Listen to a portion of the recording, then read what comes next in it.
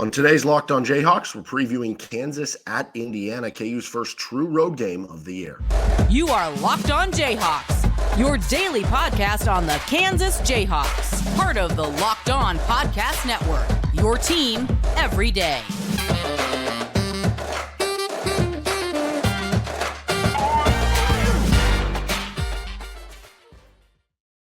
I'm Derek Johnson. You can hear me as well Monday through Friday from 3 to 6 p.m. on KLWN in Lawrence.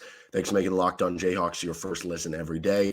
We are free and available anywhere that you get your podcasts. You can also find us on our YouTube page where you can like and subscribe to the show. Again, working through it sick today, kind of dealing with it. We're going to get through for the KU Indiana preview on today's episode of the show, which is brought to you by Gametime. Create an account and use code LOCKEDONCollege for $20 off your first purchase with Gametime. So overall, Kansas, Indiana, this is a series that, they're not too far apart and geographically both kind of Midwest teams here, but they haven't played in maybe as much as you would think, but still enough that there have been a lot of memories here. Indiana does lead the all-time series. 8-7 is their lead in the series. So for KU, chance to tie up the all-time series here. Indiana won the first six up until 1974. So they started 6-0. That means Kansas has gone 7-2 over the last, 50 years. And then in 1981 is when Kansas got its first win in the series. That was against Indiana in a game played in New York, followed by a 1991 Sweet 16 win over Bob Knight in Indiana.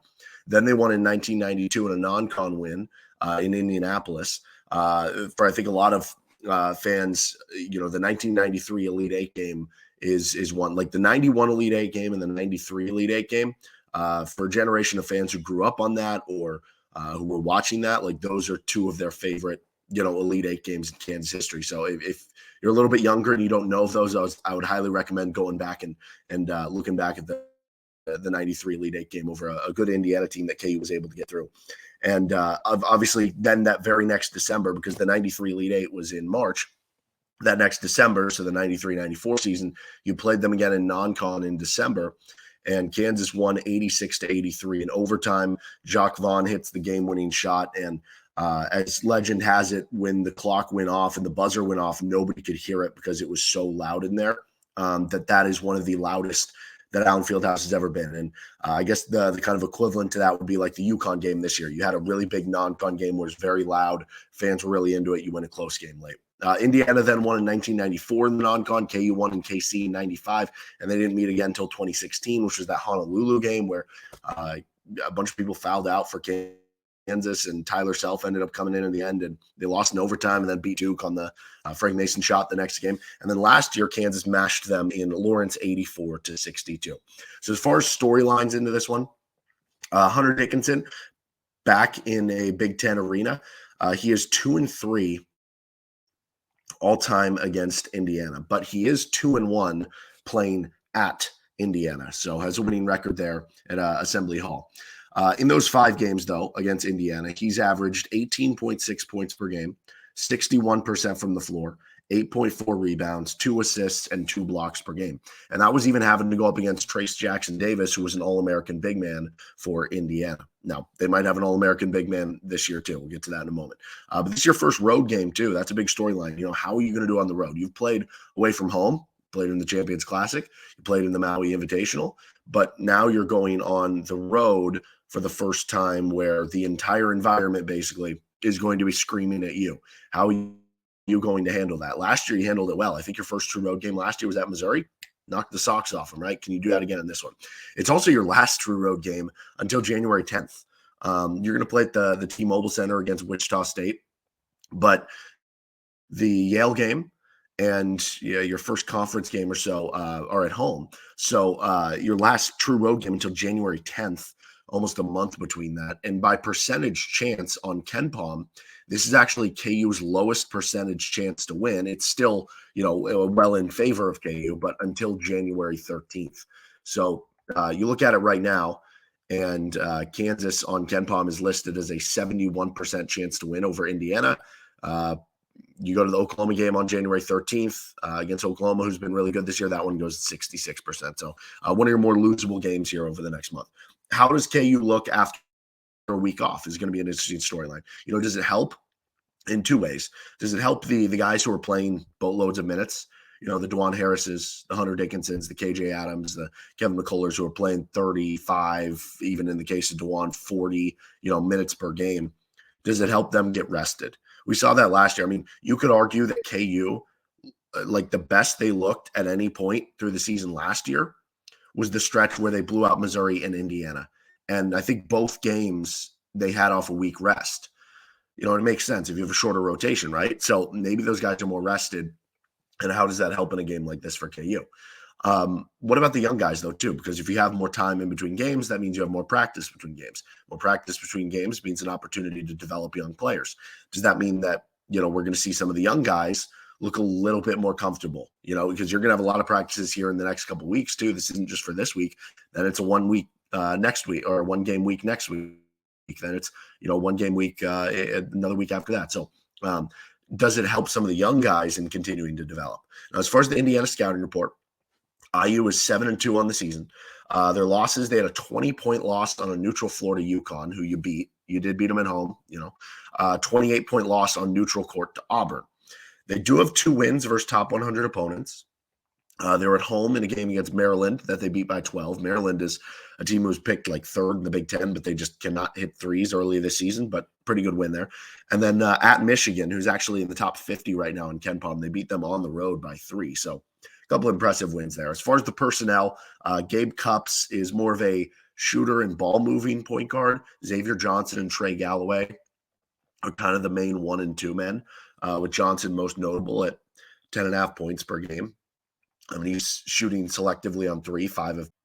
And then you have Mackenzie Mbako, who obviously KU fans got a little familiar with when he picked Indiana over Kansas, the old Mark Cuban effect, right?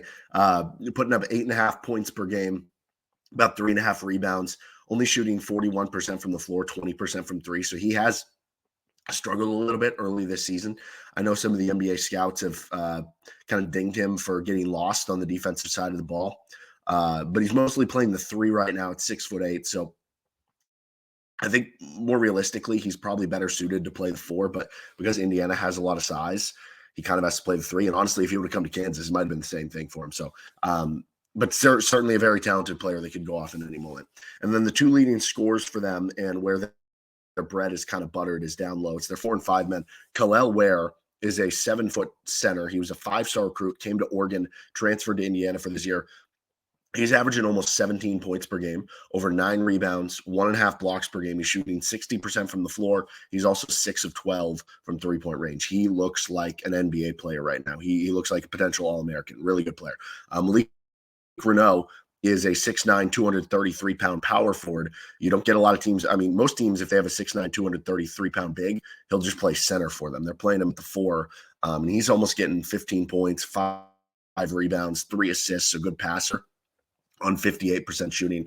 He will shoot a 3, but he hasn't really shot it that efficiently or well, as has been the case for Indiana. Now, by Evan Miyakawa's website, their top 3 offensive players have been Ware, Johnson, and then interestingly enough, Mbako, despite some of the struggles with Ware, Johnson, and Renault, the top 3 on the defensive side of the ball. Now, the things they do well, they get to the free throw line at one of the best marks in the entire country. Their 2-point percentage offense and defense, more so offense though, but both are good. And they block a lot of shots defensively, which is kind of what you'd expect with a 7-footer and having really 2 bigs in there and basically a 6'8" power forward playing the 3 for you. Things they don't do well, offensive rebounding, oddly enough, despite having all that size, they haven't been a good offensive rebounding team. For what it's worth, they are about average a defensive rebounding team, which also odd. You would think they'd be better at it, but yeah, not a great offensive rebounding team. They don't get many steals. They don't really force a ton of turnovers, and they haven't shot well at the free throw line, even though they get there a lot. But more than anything, their biggest struggle is they have really struggled from 3-point range, both in terms of they're not shooting them a lot and they're not hitting them a lot either. Their rate of threes to field goal attempts, so the amount of shots they're getting per game, how often are they 3-point shots? 359th in the country. That's bottom 5 in the country. So they really don't really shoot them from 3. They're only shooting 27% from 3 on the season, which is bottom 30 in the NCAA. So point blank, they don't really take them. They don't really make them. Maybe in a jazzed up environment, playing at home, maybe this is one of those games where you get an off-brand game and they hit some threes, and if so, that might be tough to win on the road. But typically, that has not been something that has gone well for Indiana this year. All right, we're going to continue on. This episode of Locked On Jayhawks is brought to you by Gametime. Buying tickets to your favorite sporting event shouldn't be stressful. And Gametime is the easiest way to buy tickets for all your sporting, music, comedy, theater events near you. They have killer last-minute tickets on deals with their best price guarantee. You can now stop stressing over the tickets and start getting hyped for the fun you'll have. Maybe you're making the travel. Maybe you're driving up to Indiana, to Bloomington tonight, or I don't know, getting up super early in the morning. You're going to stop halfway and then finish the drive in the morning or something. Don't worry if you don't have tickets yet, because Gametime, you can buy them the morning of. While you're driving up in the morning, boom, just pull it up on Gametime. Get exclusive flash deals on tickets for football, basketball, baseball, concerts, comedy. Snag the tickets without the stress with Gametime. Download the Gametime app, create an account, and use code LOCKEDONCollege for $20 off your first purchase. Think about that. If you bought a ticket for $60, boom, all of a sudden now it's $40. Terms apply. Again, create an account and redeem code LOCKEDONCollege for $20 off. Download Gametime today. Last minute tickets, lowest price guaranteed. Continuing on with our matchups of the game, we'll get to our players to watch as well. Finish things up here with this episode. Thank you to the everydayers tuning into each and every episode here with Locked On Jayhawks. So our first matchup here, number one, KU bigs avoiding foul trouble. Indiana is one of the biggest front lines KU will play this year. In fact, Bill Self at his press conference the other day said that he thinks this will be the biggest front line that they will play this year. It's not necessarily that this is the biggest center they'll play this year. Kel'el Ware at 7 feet tall is big, but we know there are, guys out there like Connor Vanover, who they just played, who's 7'5". It's the combination, though, of basically you're playing, a power forward who could play center. You're playing a center who is a center. You're playing a small forward who could play power forward. And they even have guys off the bench who can come in with size. So very big front line. And because of that, you can easily get in foul trouble. And this is obviously something Indiana takes advantage of very well. Indiana gets to the free throw line at a top 10 rate in the entire country right now. So they make sure they pound it inside with those big men. And a lot of times they get. Now for KU, that could pose a real issue because they're not a very deep team, right? Obviously poses an issue for anyone if they're good players getting foul trouble, but it's even more so for KU because you don't want to be stuck in a situation where, I think Parker Brown has done an excellent job filling in his role, filling in for those anywhere between, 2 minutes some nights up to 10, 12 minutes off the bench as a backup pick. He's been great, I think, so far there. But it's a lot easier to do that in efficient role in limited time as opposed to if he has to play 20 minutes, then does that become a problem against K'El Ware, right? But it's not just Hunter Dickinson, who, by the way, Hunter has done an excellent job, not just this year. This goes back over the course of his career, avoiding foul trouble. So I maybe even less worried about it with him than I am with KJ Adams, but that's important too, because you don't really have that true backup four. You could play Parker Brown next to Hunter Dickinson. Maybe we see that 2B lineup in this game because maybe that makes a little more sense in a game like this to go up against their front line. Maybe you see some Kevin McCullough at the 4, but ideally, if you're having to play Kevin McCullough at the 4, now you're having to play, maybe Johnny Furphy in there at the 3. Elmarko, you're just giving up a lot of size all the way, right? Especially if it's Nick Timberlake's at the 3 or something, and Kevin's at the 4. So avoiding foul trouble is going to be very important for a not very deep Kansas team. And just remember, you can get a bucket back. You can't get a foul back. So that'll be kind of imperative in this game for KU, avoiding foul trouble specifically with KJ Adams and Hunter Dickinson. Number 2 matchup here is battle at the rim. Indiana is in the 93rd percentile in paint points per game, and they're in the 98th percentile of how many of their points come from the paint. So they shoot them a lot, right? Kansas sits at 92nd percentile wise, and then 89th percentile in both of those respectively. So percentile of paint points per game, and then how many of their points come in the paint. So they're, basically upper tier of it as well, both respectively. So both these teams like to do the same thing offensively. Both teams are top 30 in the country in 2-point. It's Kansas at 22nd, Indiana at 29th in 2-point percentage in the country. But if we limit this down, forget just all twos, where you're including mid-range and shots in the paint that aren't at the rim. If you just look at shots at the rim, which is where both these teams like to butter their bread, Kansas is shooting 70% at the rim, and they're holding teams to shooting 59% at the rim. So they've had that clear advantage at the rim. Indiana has had an even wider advantage at the rim. They're shooting 73% at the rim this year, and they're allowing opponents to shoot just 56% at the rim this year. Now, KU's played a tougher schedule than Indiana has to this point, so KU's might be more impressive. Like right now, KU is 72nd in adjusted schedule on KenPom, whereas Indiana is a little bit lower. So when you look at just the top tier teams that the KU has played, that's kind of where the big difference comes in. But as much as KU isn't a consistent 3-point shooting team, if you turn this into an equal game at the rim with more about the outside shooting, you actually should feel good with some of Indiana's struggles out there.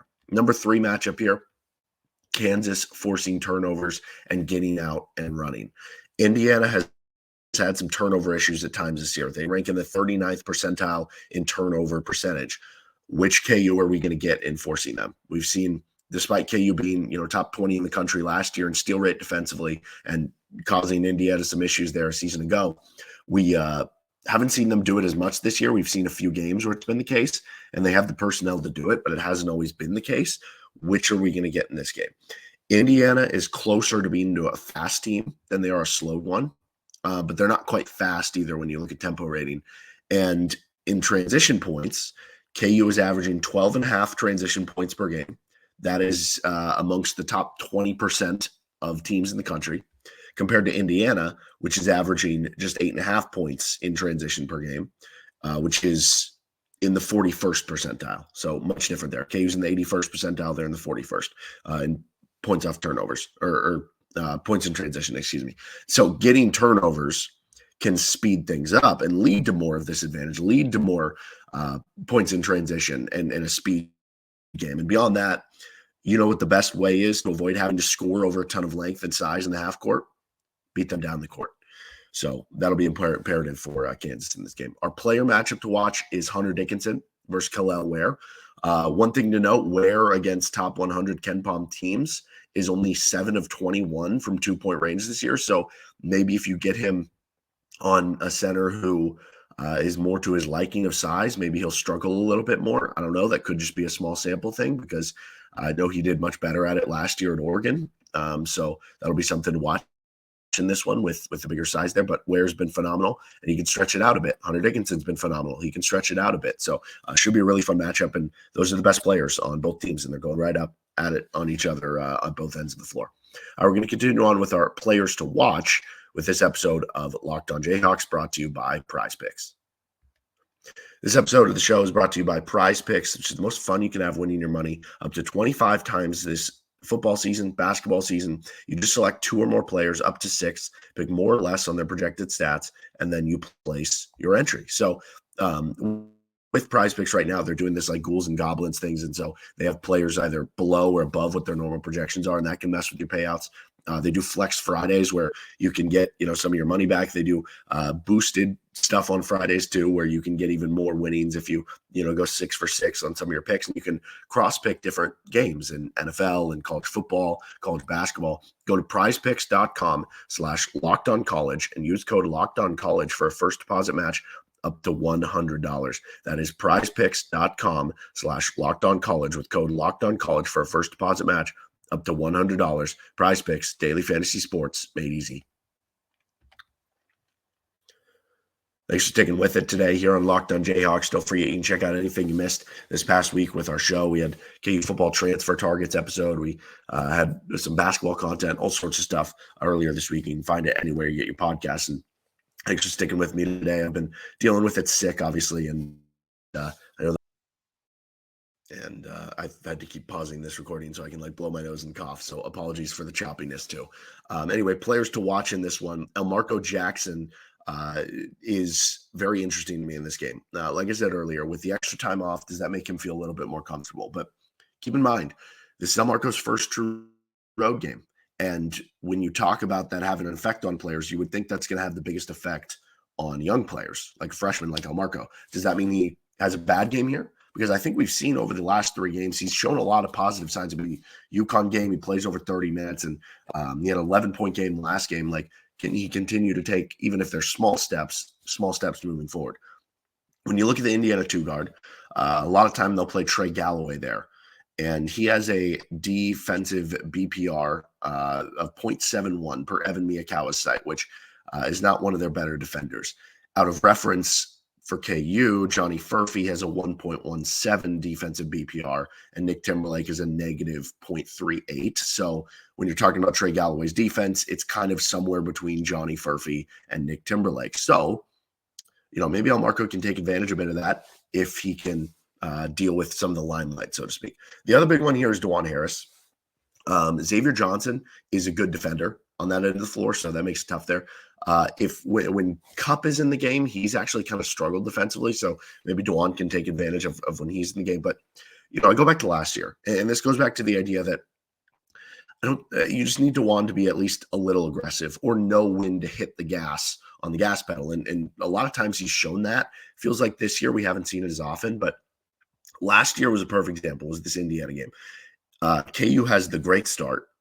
Indiana kind of catches KU sleeping to start the second half, and they cut it down to 12. It's now 50-38 with, about 12 minutes to go or something like that, and maybe 16 minutes ago. And then Dajuan, after it's a 12-point game, hits a layup, gets a steal and an assist, made 2 jumpers, and then hits another layup. So in a span of 2 minutes and 18 seconds, Dajuan Harris scores 8 points and scores or assists on 10 points. And a game that was at 12 points is now a 60-42, 18-point lead at the under 12, and it was over.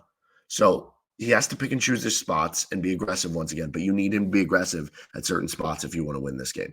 And if KU, I think, gets, 20 points from Dajuan Harris and Elmarko Jackson combined, 20, that's probably a good number that you can get to. Honestly, any game, you probably feel good about your chances if you get 20 points from them combined. Then an even lower bar, like if they get 16 plus points on Saturday, I think you feel pretty good about where things are going to be out for KU. That'll do it for this episode of Locked On Jayhawks. You can find our show anywhere you get your podcast. You can like and subscribe to us and find us on our YouTube page. Again, thank you for dealing with me. I'm hoping I'm going to get more on the mend, and hopefully the voice sounds better in a little bit, and I can get over this flu or sickness or whatever in the coming days. So we'll try to get you a KU Indiana recap at some point Saturday, but based on how I'm feeling, it might not come out till Sunday or Monday. So we'll see where it goes. But thank you for tuning in. Thank you for bearing with us, and have a great rest of your day. Have a great rest of your weekend with Locked On Jayhawks.